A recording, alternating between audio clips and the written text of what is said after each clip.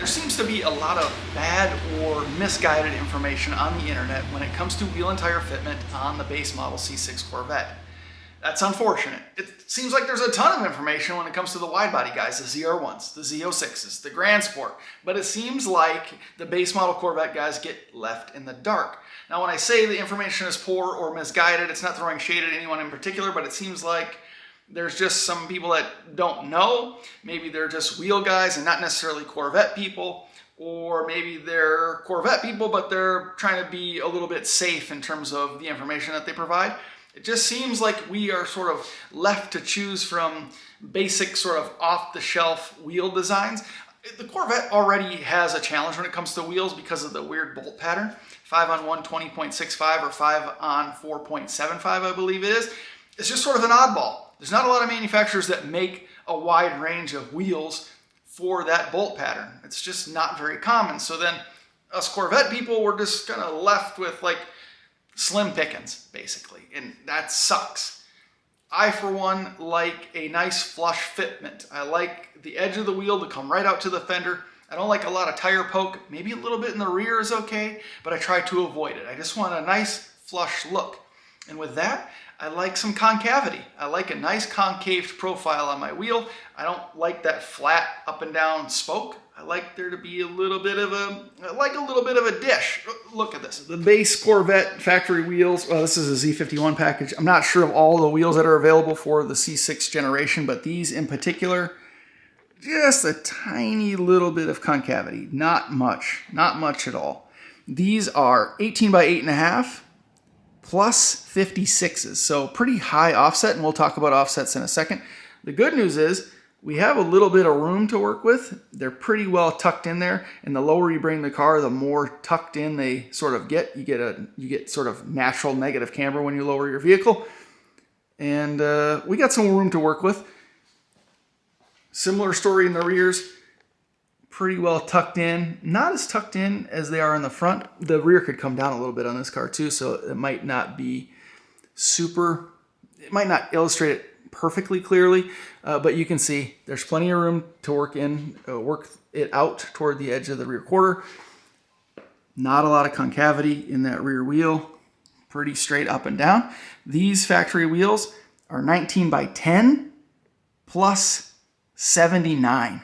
Really high offset. That means the face of the wheel is pretty far out to the lip.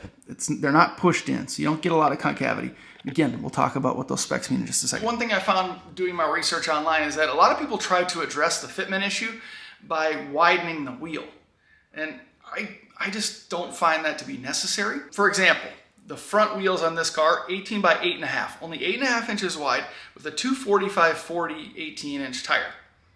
You can get a 255 on an 8.5 inch wheel. These cars are already pretty nimble, pretty planted. If you have a really good tire, you probably don't need much wider than a 245 or 255 anyway. Wheel selection and tire selection really has a lot to do with the type of driving that you do too. If you're drag racing, you don't want a super wide tire in the front anyway. So I'm good with an 8.5 inch wide wheel up front. The rear's 19 by 10s. It comes with a 285, 35, 19. 285. It's a pretty damn wide rear tire. Again, if the tire is a good high quality sticky tire, that's plenty to hold the factory power. Even you could even boost the power up even more, and it will be plenty. With that said, you can get a 295 on a 10-inch wheel, no problem. And a lot of guys are running 305s. That's a pretty fat freaking tire. So my strategy always, if you haven't been able to decipher this yet up to this point, is I would like to address the fitment by looking more closely at the offset. I don't want to go with a factory off-the-shelf wheel. I haven't been able to find any wheel manufacturers, any quality wheel manufacturers anyway, that have the specs available that I am interested in. So I'm going to be forced to go the custom route one way or another. I'm going to have to give the wheel manufacturer the specs that I want, and we'll get a wheel and tire package that's perfectly dialed to this car. I want to try to help provide a little bit of guidance here. One example of these groups of people that were sort of giving poor information is actually a wheel manufacturer. They came out just the other day actually and put out a video on YouTube and said, we have the C6, the base model C6 Corvette fitment perfect. And the video is like all over the place, kind of. A lot of weird suggestions, suggesting combinations of wheels that people with Corvettes probably wouldn't choose. I didn't get what they were doing, and it didn't make sense for me, so I don't honestly think it's a great resource. But I did find one, Apex Wheels. They put out some specs for a nice flush fitment on the base model C6, and I think the fitment looked good. They were another one that suggested wider wheels. I think they said a 10-inch wheel up front and an 11-inch wheel in the back. I wouldn't do that. Again, I'm going to stick with the 10-inch, 8.5 in the front, maybe a 9-inch in the front. I don't know, but I wouldn't go to a 10, and I'm not going to go to 11 or 12 in the rear. But we can use their specs to do the math to figure out what we need to get these wheels to in terms of offset.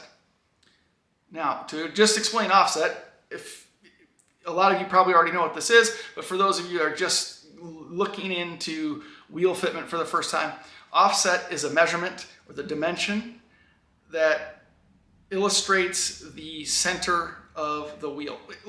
Here's a drawing. So this is a drawing, really rough drawing, of the front wheel, 8.5 inches wide.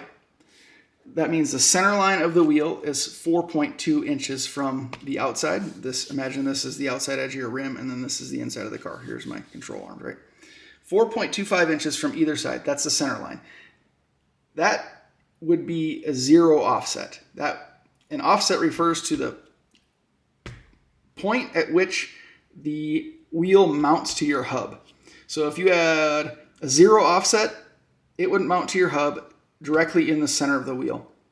If you had a plus 20 offset, that means the mounting surface of your wheel is 20 millimeters off the center line. Okay?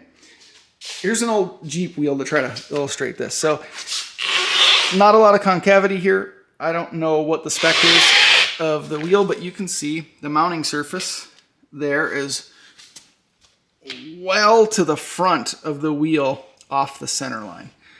So, I mean, it's a lot more concave probably than the Corvette wheels, but the offset is the measurement off the center of where this portion touches your hub. So on these factory wheels, the offset is a plus 56, which is equal to 56 millimeters is equal to 2.2 inches. So it's 2.2 inches off the center. That only leaves us about 2 inches of concavity. I want to get that in a little bit. Now, in some trucks or Jeeps or Mustangs, for example, or wide body cars, some of those Stancy boy guys, they have negative offset wheels. You see those really deep dish wheels from time to time? They might have like a negative 20 or a negative 25 offset. That means the wheel mounts toward the back half of the wheel, closer to the inside of the vehicle. So it's backwards of the center point of the wheel, if that makes sense. So 0 offset mounts right in the middle. A positive offset mounts closer to the outside of the wheel, where a negative offset would mount closer to the inside of the wheel. Hopefully that makes sense. Now, I mentioned Apex Wheels being a resource that gave us some specs based on a little bit wider wheel, but we can use those specs, like I said, to determine what our offset could be to get that same fitment using the sort of factory width wheels, an 8.5 in the front and a 10 in the rear. So let's look at this. So Apex Wheels suggests using an 18 by 10 in the front with a plus 58 offset. Plus 58 is equal to 2.28 inches. In the rear, they suggest a 19 by 11 plus 75, which is equal to 2.95 inches. There's a little bit of a difference there because we are increasing the wheel width by 1.5 inches in the front and 2 inches in the rear. So here's a comparison. If we look at our factory front wheel, 8.5 inches wide, middle of that again is 4.25 inches with an offset of about 2.2 inches, leaving us 2 inches. But if we go with Apex Wheels spec on a 10-inch wheel, center mounting point is at 5 inches. Their suggested offset puts the mounting surface out 2.28 inches. And that leaves us 5 inches minus 2.28 is 2.72, which is a difference here of about 0.7 inches or so, right? So we know that we can still fit flush if we push our wheel out another 0.7 inches. 0.7 inches, let's check, is about 17.78 millimeters. So our factory offset is plus 56. We can subtract about 17 millimeters off that and be flush. So that's good. That's good. That would put us at about a plus 40. That should be safe. We could go to like a plus 38 because this would be only subtracting 16 millimeters off. But we could subtract 17 and a half millimeters. So we'd be fine at a plus 38. But a safe one would be an 18 by 8.5 plus 40. That should get us flush. Now in the rear, they suggest a 19 by 11 plus 75. And again, that's about 2.95 inches of offset. So we're looking at the drawing here, our stock drawing compared to the 11-inch wheel. 11 inches, a zero offset would be 5.5 inches. That's right in the middle. With their suggested offset, that pushes us out about 2.95 inches, leaving from the mounting point to the lip of the wheel 2.55 inches. The stock one is 1.89 inches. So it's a difference of just shy of 1 inch, right? Again, maybe another 0.7 inches or so, something like that. So a good offset for us, subtracting maybe another 15 or 17 millimeters, would be a plus 60. So we could go a 19 by 10, again, 20 by 10 if you want to increase the diameter, plus 60. That should get us flush, and it should get us quite a bit more concavity on the face of the wheel. Let me know if you already have a C6 Corvette with flush fitment. Let us know what your specs are.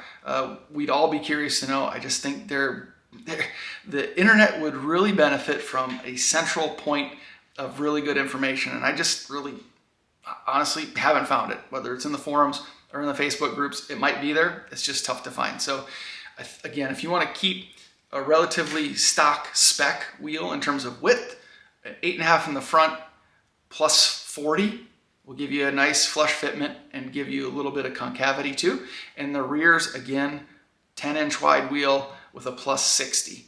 You're gaining about 17 millimeters, over half an inch of concavity. So it could make a difference. Obviously depends on the wheel design and things like that, but we know now sort of a baseline of how we can get that flush fitment, a nice looking profile to a wheel, and an aggressive looking C5 Corvette. If you are interested in increasing the width of your wheels, check out Apex Wheels specs for this flush fitment on a base model C6.